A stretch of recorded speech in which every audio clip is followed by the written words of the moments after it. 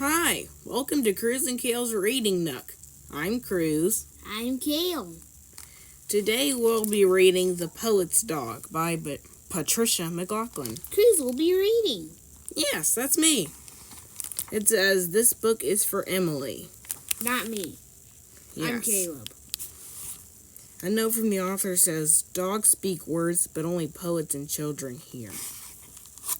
Okay, Chapter 1. Lost and Found. I found the boy at dusk. The blizzard was fierce and it would soon be dark.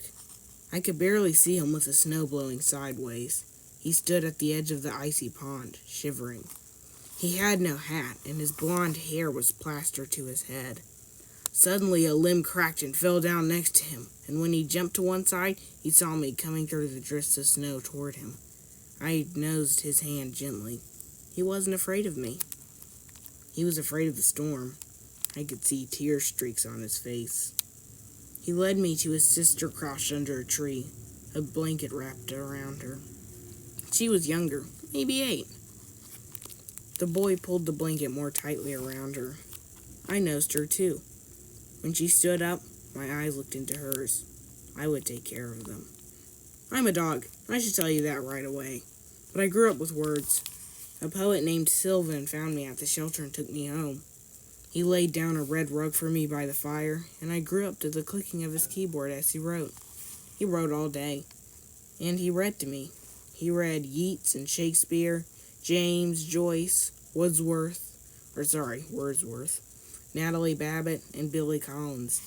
He read me Charlotte's Web, The Lion, the Witch in the Wardrobe, Morning Girl, and my favorite story, Oxcart Man. So I saw how words follow one another and felt the comfort of them. I understand words, but there are only 2 who can understand me when I speak. Sylvan once told me this. Poets and children, said Sylvan, are the same, really. When you can't find a poet, find a child. Remember that. Remember that. The boy held onto my body to help him stand in the wind. Help, he said. I knew what this word meant. Sylvan taught me about rescue. I would save them the way Sylvan had saved me. The boy took his sister's hand, and they followed me. We hurried through the woods, past the big rock, down the path by the shed where I had slept after Sylvan was gone. It had only been there 3 days. I had learned to count. Day and night 1, day and night 2, day and night 3.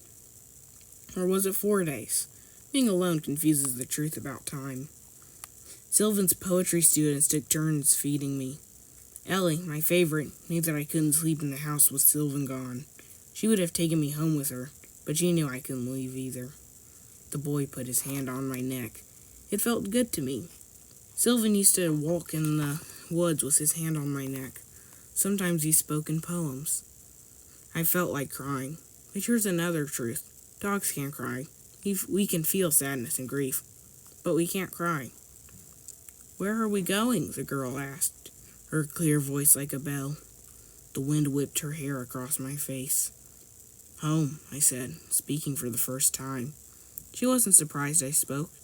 She put her face close to my ear so I could feel her warm breath. Thank you, she whispered. I wished I could cry. Well, that's the end of Chapter 1. Next time we'll be doing Chapter 2, which is called Home. Bye! Bye! Hi, and welcome to the Cruz and Kale Reading Nook. I'm Cruz. I'm Kale. And today we'll be reading Chapter 2 of The Poet's Dog, which is called Home.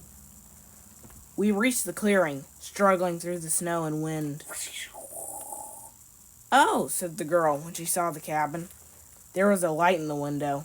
Sylvan had kept it on all the nights and days we lived together. It's our beacon, he told me. I knew the door wouldn't be locked. I nosed the lever on the door open. Sylvan had given me the lever so that I could go in and out as I wanted. We stepped out of the howling wind into the quiet. The boy and girl stripped off their coats and I shook snow from my fur. I'm Flora, said the girl. I'm cold. My blanket is wet. He's Nickel, she added, pointing to her brother. I'm Nicholas, he said. Flora calls me Nickel. I'm Teddy, I said. I like Nickel. It was dark except for the one beacon light. Nickel turned on 2 lamps. "Can you build a fire?" I asked him. "There's wood and kindling on the hearth." He nodded. "I'm almost 12. Flora hung up her coat on a hook by the door. "Why are you lost?" I asked. "The car slid into a snowbank, and my mother couldn't get it started again," said Flora. Nickel had stacked kindling and wood in the fireplace. He found the matches on the mantel. "She left her cell phone at home. She saw the lights of a house down the road where a family had been shoveling and left us to get help." Sorry, let me read that again. "She left her cell phone at home. She saw the lights of a house down the road where a family had been shoveling and left us to get help," he said. "She was gone a long time," said Flora.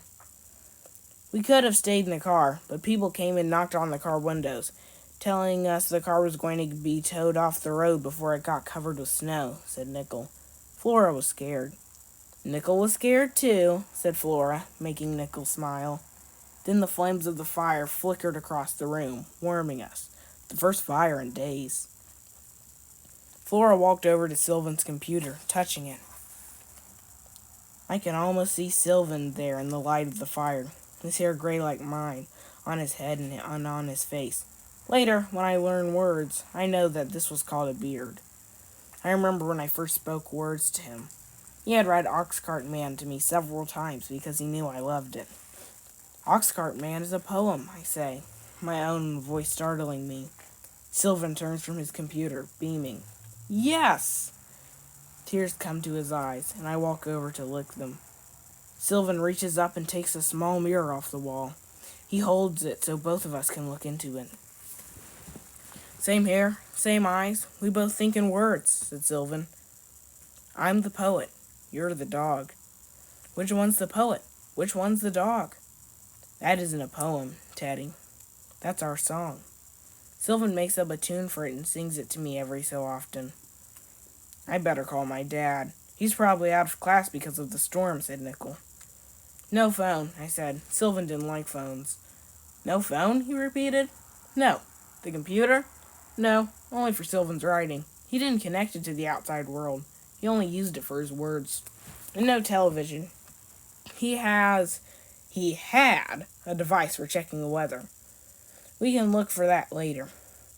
"My parents will be worried," said Nickel. "I wrote a note," said Flora. "I left it on the front seat so Mama would know we had help." Nickel stared at Flora. You? You wrote a note?" Flora nodded. "I can write, you know. I wrote, 'We're safe,' in big letters." No one spoke. Flora shrugged. "I made it up. I think I forgot the apostrophe." "You are safe," I said. "You didn't make that up." "You did a great thing, Flora," said Nickel. "Maybe Mama won't worry." Personally, I think she will be worried. Me too. Because her kids are gone. Exactly. "I only did one thing," said Flora. "You saved me. You wrapped me in a blanket. You got me out of the cold car." Nickel shook his head. "Teddy saved us." "Maybe it was you who found Teddy," said Flora stubbornly. "We found each other," I said. "The end." Flora grinned at me. A log in the fireplace flamed up. The light bounced off the walls like Sylvan's words when he read aloud. Flora went over to look at pictures of Sylvan. There was one of him surrounded by students in the house, and one of Sylvan and me, our heads close together. Flora turned. "That's you," she said. "After Sylvan saved me." Flora turned back to the picture. "Did someone leave you behind before Sylvan rescued you?" "Yes." "Like us," she said, still looking at the picture. Nickel turned from the fireplace, his face sad. "She didn't leave us, Flora. She went to get help for us." "Children tell tiny truths," Sylvan told me once. "Poets try to understand them." It was Flora who told tiny truths. It was Nickel who found them hard to hear. He didn't want to think of his mother leaving them for a long time in a fierce storm. A log crackled and sent sparks out past the stone hearth. Nickel swept them back. It was the way it used to be. Flora stared at me. Somehow I knew what she was thinking. It would be Flora who would ask the question. "So where is he?" she asked. Sylvan. Her voice was soft. The question was not unkind, but I couldn't answer. I walked to the window and looked out. Flora didn't follow me. Well, that is the end of chapter 2. Next time we'll be reading chapter 3, which is called The Way It Used to Be. Bye. Bye. See you next time. Bye.